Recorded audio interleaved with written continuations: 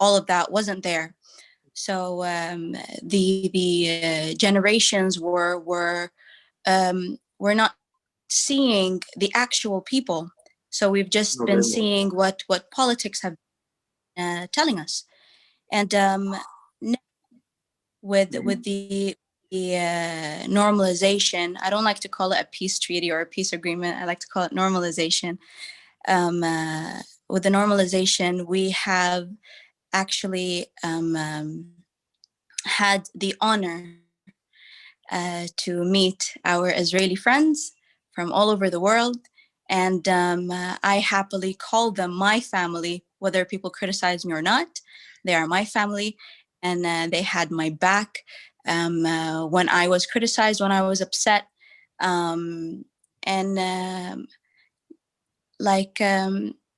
The first thing I decided to do as a woman here in the UAE is to hold an Israeli woman's hand and take a picture of the UAE flag with the Israeli flag in front of Burj Khalifa. And that Israeli woman became my best friend. Her name is Ghanen. And when that happened, I decided to go more on social media and to let people see a UAE national covered up who is actually cool and who is supporting peace and who has no hate towards anybody. And I thank my leaders for making this possible and for making this happen. And just to emphasize on my leaders' work, we have a ministry of tolerance, and this is part of us. We need to tolerate other religions, other nationalities, other backgrounds. We need to coexist. And I believe that coexisting is the answer to everything. The world is big enough for everybody. So why not coexist? Thank you. Thank you. Thank you, Nura. You know, you have a ministry of tolerance, but you also have a ministry of future. And I think you're the only government in the world that has something like this. Maybe we should have in other governments, in other countries in the world, to think about the future also, and you do. Thank you for being so brave. And now I think Ilan Ajzen, who is, he's a member of the group, but he's also the Israeli project manager. And we had a chance to meet before he went there. I know he was very excited when he was in the UAE, and he came back different, like Eyal, I think, after this experience. Ilan. Thank you very much, Malika. Yes, it was an amazing experience. Thank you, everybody, for coming here today. It's a great honor. And it's so exciting to see that there's so much interest from all around the globe seeing this peace process happening. It's really something amazing, and I think it's something that we haven't got a chance to see in our history. So it's a great honor.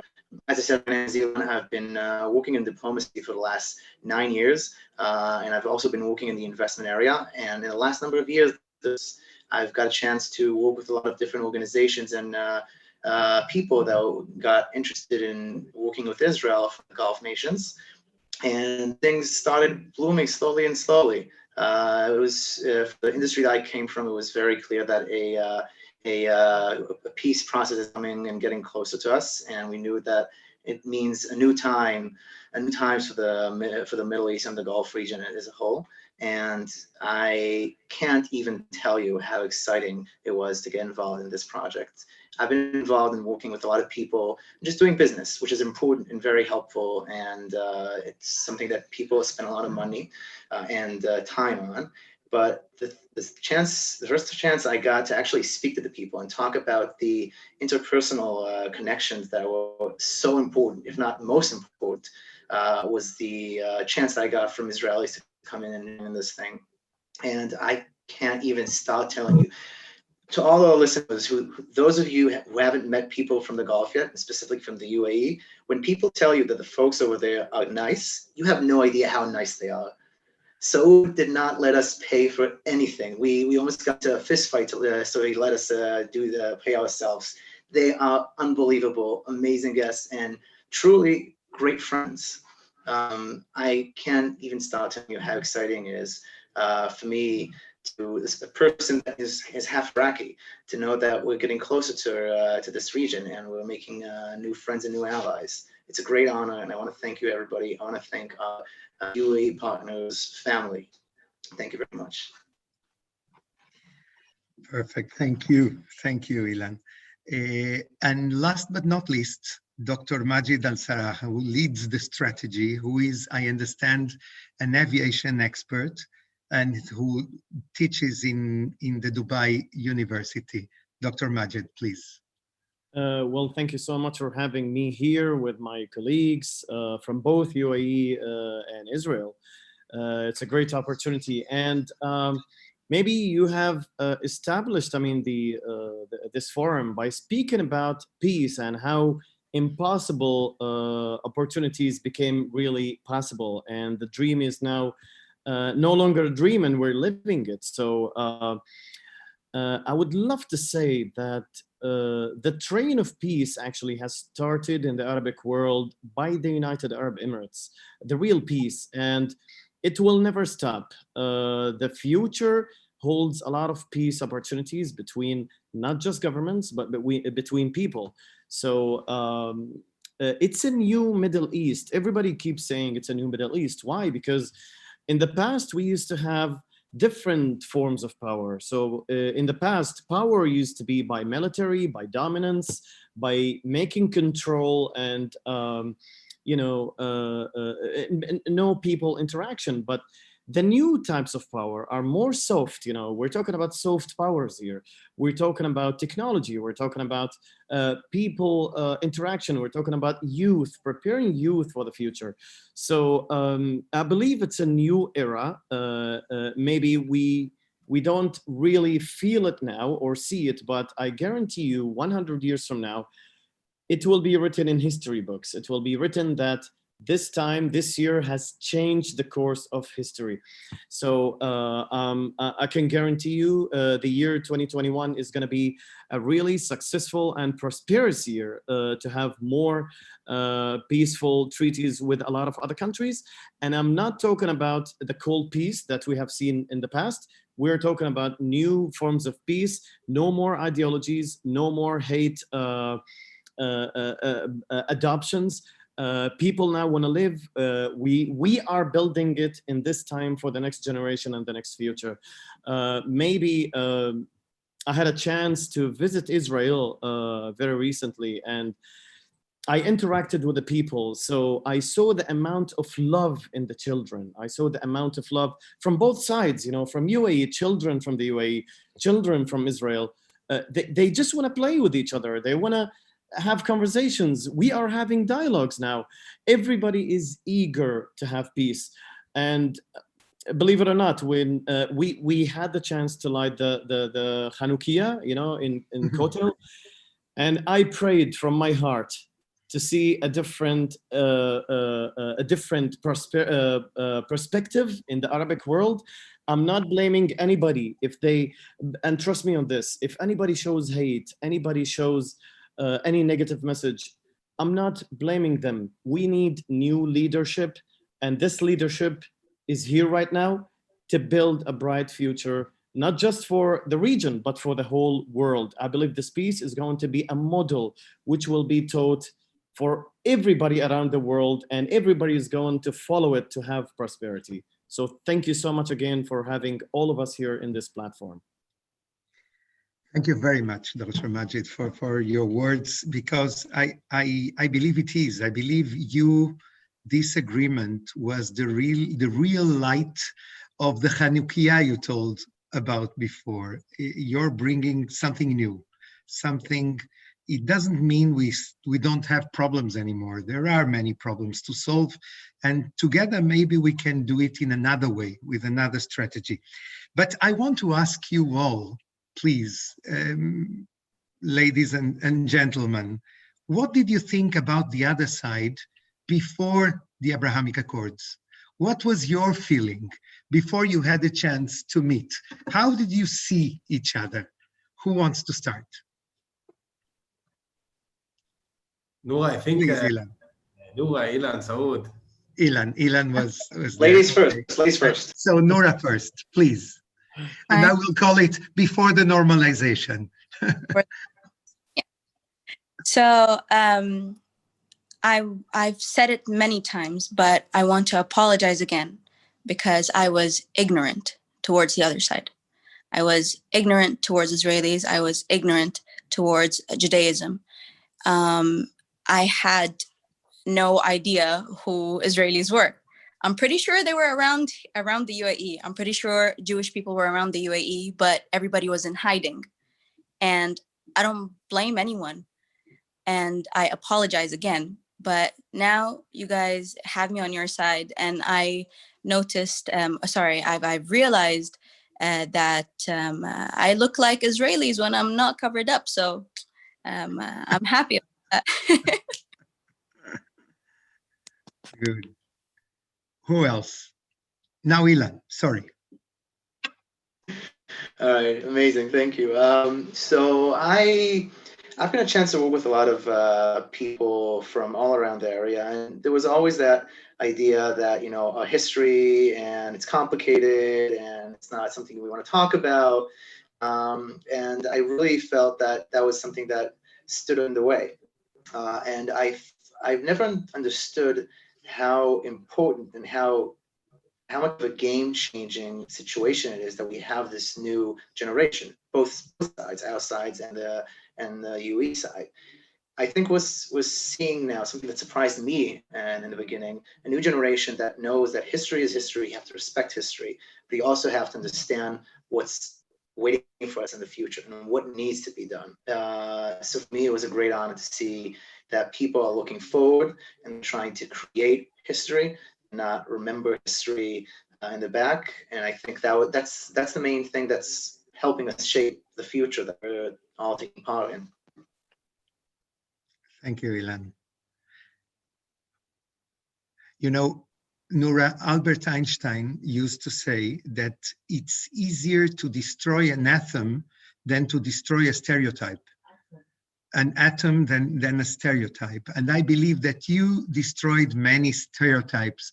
And it's amazing because it's a very short time, really, since the summer, since the signing and the announcement of the agreement. So bravo, mabruk. And who else wants to say the truth, to be sincere? How did you see the other side before the peace agreement? Allow me to start by saying that the UAE never initially had any issue with Israel. Mm-hmm. So if I would say anything, peace was always among two nations. However, it's the normalization process that was implemented. On a personal level, I could say we had a collective idea of what Judaism is, coming from a perspective of religion and politics. Understanding that Judaism is actually a very close religion to Islam, which covers the majority of the Arab world as well. And the perception of Israelis was perceived at a certain image, where right now we actually have removed our, we call them ghata in Arabic, or ghisha. So it's like a cover that we've removed, and we've actually seen the truth behind all the images and pictures that we've initially have been implemented. So on what I would say is upon my experience rather than what I've been thinking or what I've been seeing in the past, the guys, actually Ilan and Eyal, have paved the way for the Israeli nation in my perception. And coming through a married man, it will pass on to the generations of the next children of the UAE, that my perception of the Israelis are brothers. I can see them right now, and I would love to see them soon. They have not been anything as we've seen before, and as well as the rest of the group that we've been interacting with. More or less, I'd like to always state that we come from a very tolerable country, and to see the other side being as well very tolerable without having a ministry or without having a certain entity to enforce that ideology on them, that just shows greatness from both nations. Thank you very, very much, Saud. Now let me go on and ask you something else. What brings a person to wake up one day and to start this initiative? I mean, usually most of the people, they watch Netflix, they enjoy life, and they sit aside and they watch this agreement as bystanders. Now, what caused you six here, to stand up and do something about it? And I want to listen to Eyal, if you allow me, please. Yes, that's Enrique. I'm such a honor that we're having this call, and No, that's you said it already twice. It's enough. Let's go on. just It's giving an honor you for me, Eyal. It's an honor for me. I want you to understand, really. So my story of my family actually is very sad. My father lost his father when he was 7 years old in a terror attack. And unfortunately, my grandmother, she was 35. She had 3 kids, 4, 7, and 11. And still then they lost their father in a very sad story. And this is part of my story of my family. I grew up in a family that once we are getting and we are discussing this situation. We are understanding the effects of what is the payment that a family that needs to pay this high pay of losing the father of the family. How does it affect not just the children, the grandchildren, the mothers, the neighbors, everyone? And I believe, and that was my main point, and on our first discussion, on the first night when I landed in Dubai and I met this group first time in real life, I told them that by this unique project, we are making an opportunity that less families will be like my family. And I believe that it's making a greater bridge for more people to understand that this is the opportunity to come, to discuss, to learn about the other side, to create people-to-people relation. And I'm just grateful that on this project I can share my story, can be proud for my family contribution and from my past, but also to look for the future and understand what we can do together. Thank you, Eyal. Thank you. Thank you very much. Dr. Majid, Eden, who wants to comment on that? Yes, so ladies first, Eden. I was gonna start, but I was like, oh, wait, ladies first. Sure. So I think basically what sits in my head when you ask this question is really, why not? I mean, this is so, we all didn't understand why our countries weren't friends, I'll call it, in advance to begin with. So why not reach out? And to talk from Israeli's point of view, the organization, so what it used to do before is really shatter all those stereotypes with people from all around the world about Israelis and in general, not about just Israel, but about all countries. So you would meet someone from Europe, from South America, and you would just get to know each other based on your personal story and based on what you do and what you like. So it only seems natural to just use this platform and turn to our new friends in the UAE and really get to know them and shatter the stereotypes between us as well.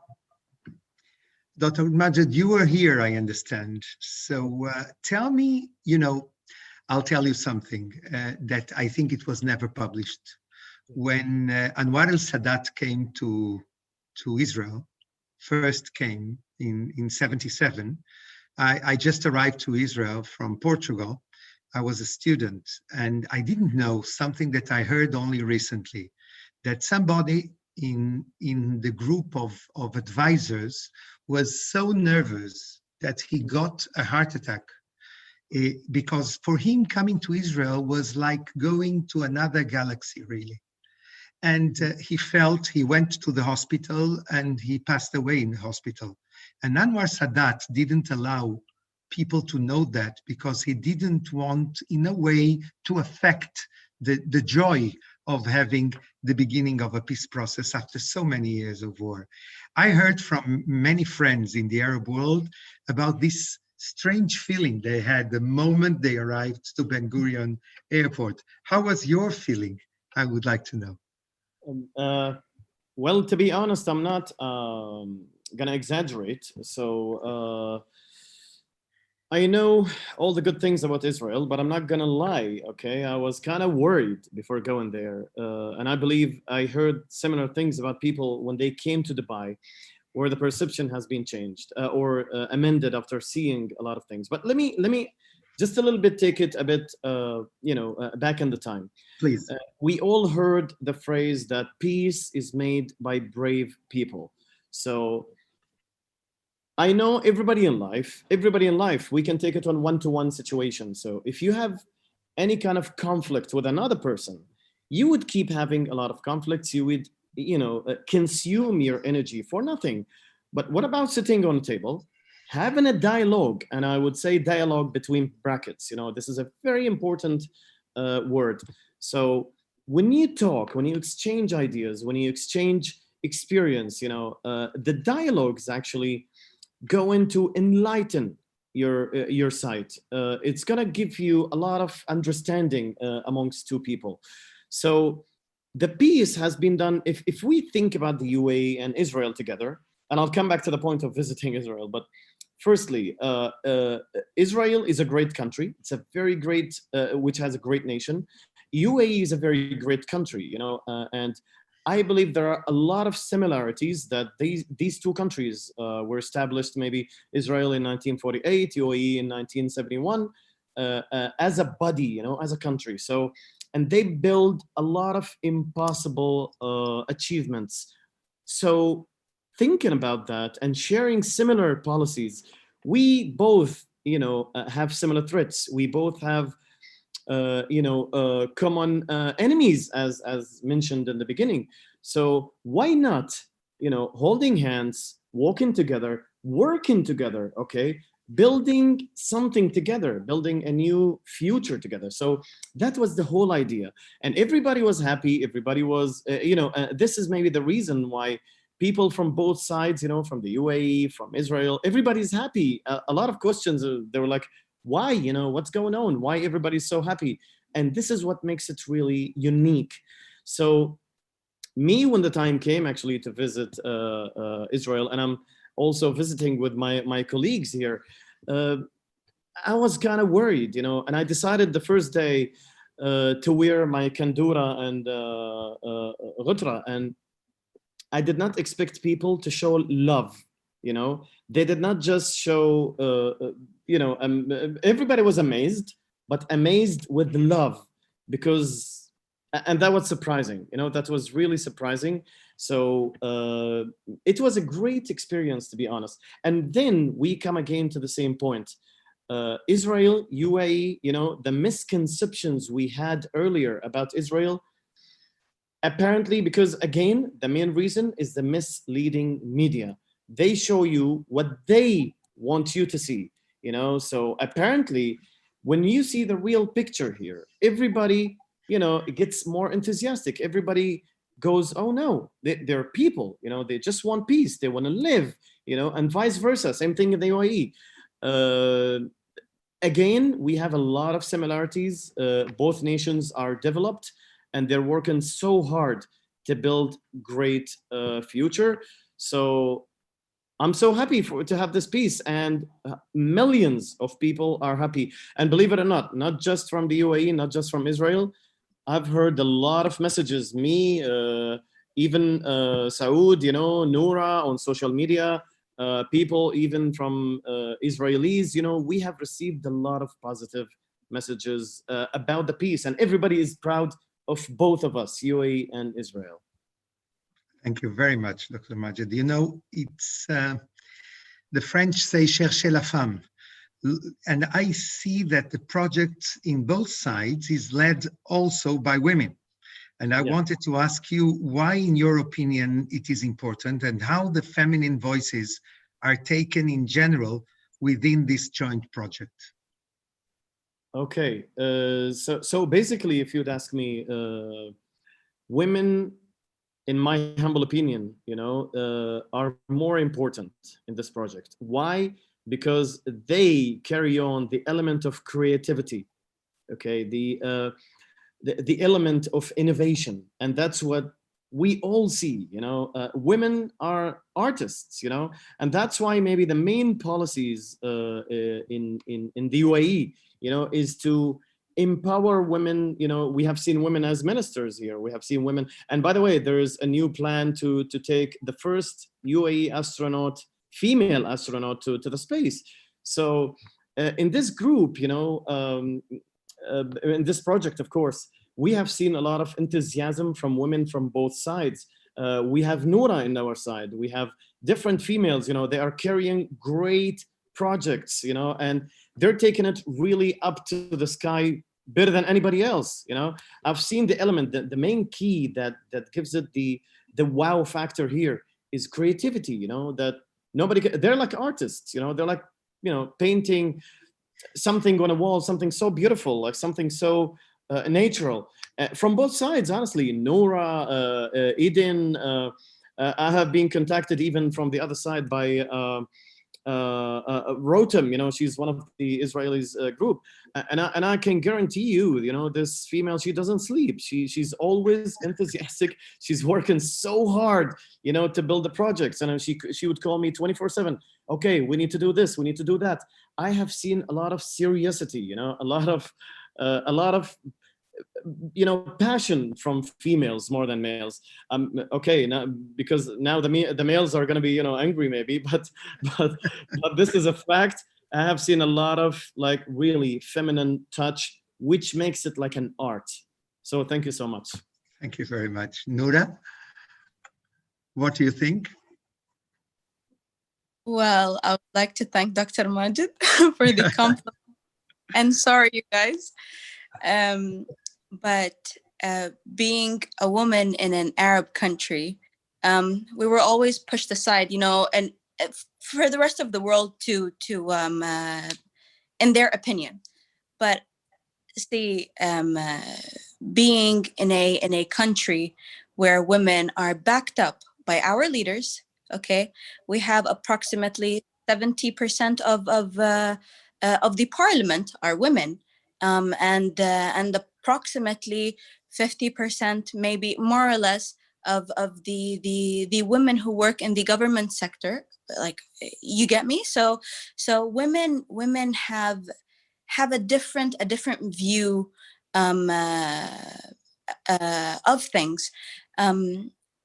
Talking about myself, I have a whole lot of passion, but a lot of brains too. I was raised in a army household, and with some politics involved, and then medicine. So you have the human side, you have the strategic side, and then you have that mama bear feel, you want to protect. So this is me in a nutshell. So when I joined Israel Is, and then co-founded with my brothers here, Saud and Majid, when we co-founded UAE Is, all of this just came up. I wanted to protect them. I wanted to be innovative, okay? And I wanted to change the perception of things. So yes, as Majid said, we are artists, and we are very complex creatures. I mean, you try to understand us, and then I'll stop all of this. So I think... Thank you, Noura. I have heard that you are part of a program focused on the first 120 days that has started a month ago. What is planned for the next 120 days, and what is the next stage after this? Eden, please, maybe you. I think Eyal can explain better than I am, because he initiated the whole program. So let me, before I will explain my answer, I would like to hear Saud explaining it.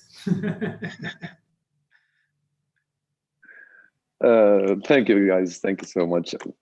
You already look like a family, really,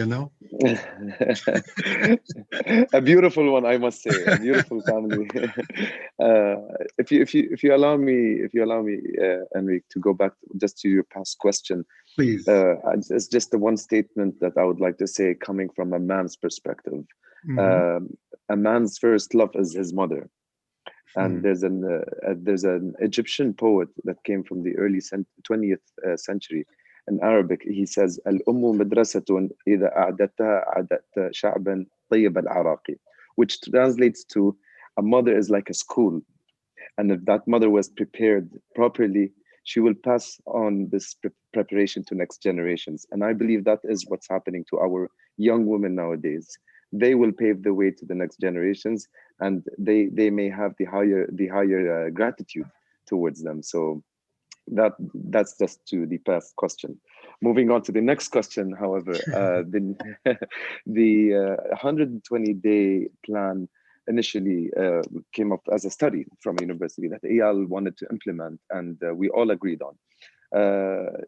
Going from different initiative to forum to event, whether it was online or moving forward, hopefully face-to-face, working with different entities in both countries. The next plan is to have the business continuity model going further. So what we have implemented in the first 120 days would be a certain basis of, again, events and forums. Moving forward, we would like to branch out to different countries. We would like to branch out first to the GCC, as you kindly stated in the beginning, to Oman, to Saudi Arabia, hopefully to Kuwait, and maybe the rest of the Arabic nation. Excellent. Yeah, I'm sorry. I think my connection got cut off. So moving on to the next Arabic generations, and hopefully as well as not just the Arab nations. We'd like to target Europe, South America, Northern America, and the Jewish, the Muslim communities, probably the Arab communities. There's a huge Arab community in the United States. There's a huge Jewish community in the United States. Why shouldn't we be the connection between both? We don't have to necessarily be in the same country. We could actually build a bridge, far away. And that is the main idea behind the post 120-day plan. Thank you very much, Saud. Eyal, time flies, and we still want to have the chance to answer to some of the questions of the public, but I want you, please, to answer to a last question, maybe before we go to the public, which is 10 years from today, how do you see the relationship between young Israelis and young Emiratis? Thank you very much. Viewing here tonight and in the last 4 months of discussions, I have the understanding and also the vision that the connection that started here from a few dozens of people and in the last 4 months became to be hundreds, will be tens of thousands in the next few years, and in the decades, hundreds of thousands, or hopefully millions. And we understand that this movement has the potential to grow very fast. And that's why we are building each one of our next steps very wise and deciding where we want to invest our efforts. And it's very important that we will be based that each one of the people that being part of it is an ambassador of this project. He has the capabilities, he's understanding also the values of what is this connection. And when the group is gonna land here on Friday, and we're gonna start eating Shabbat dinner together in my family, we're gonna start by understanding that the first experience is accepting each other, is learning each one of the other cultures. And one of our major part and our major goals of this visit is to learn from our Emiratis partners. What is their culture? What is their perspective on life, on family, on business?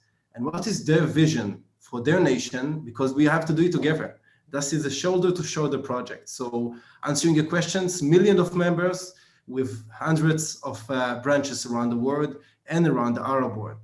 And I would like to mention something that Dr. Majid mentioned and I was very connected to. Dr. Majid, I saw also the video that you are lighting the menorah. I saw the video. Danny, can you please make yourself mute? Sorry? Okay, much better. I saw the video that Dr. Majid is lighting the menorah in the Kotel. And standing there gave me the understanding of the prayer that we have 3 times a day as a Jewish persons. We are praying, Oseh Shalom Bimromav, we are Oseh Shalom Aleinu, V'al Kol Yisrael V'imru Amen. Means making peace for our nation, it will make peace for the world, and it will say Amen. And that's a very important thing because as the Judaism, we understand that the foundation for this connection is to make peace. And we are praying for it each day, 3 times a day. And we are doing it for the last thousands of years. And we believe that this is the foundation. And this is also the vision of my grandfathers. To see Saud, Nura, and Dr. Majid sitting with me, Ilan, and Eden, and discussing how can we build a better connection. So answering your question, Enrique, we believe that this is just the beginning, and we have to work very, very hard. That's a very challenging mission. And we did a few steps in the last 4 months, but we are planning to do a much greater one in the next few years. And as you mentioned at the beginning, this is not a mission of 6 months, of 8 months, or 120 days. This is just the beginning to understand where we are starting, because nobody did what we are doing right now. But we're having a project for decades. And inshallah, when the grandchildren of Saud, as he mentioned, will sit here with our grandchildren and Noura and Dr. Majed, we will see that we achieved our mission, and it wouldn't take us just a few years, but we are here for the long term, and we are glad for this opportunity. I would just to mention, before I will speak about the questions, and we have a very, very interesting few questions, that the connection here is, as Dr. Majed also said with the menorah, in the end of the day, our friends in the Emirates see us at the beginning as a Jewish people and afterwards as an Israelis. And that's very important also for our discussion of identity and for the connection that we're having with our family in Sao Paulo that's viewing us right now and supporting this project. In Latin America, in the United States, in Europe, in Australia, and all over the world. So I'm just glad for this opportunity. And let me just ask you a few questions that we've been asked, and I would ask my friends to answer, and then Enrique, we would need to finish because we are limiting in the time. So just 2 questions that we've been asked. The first one,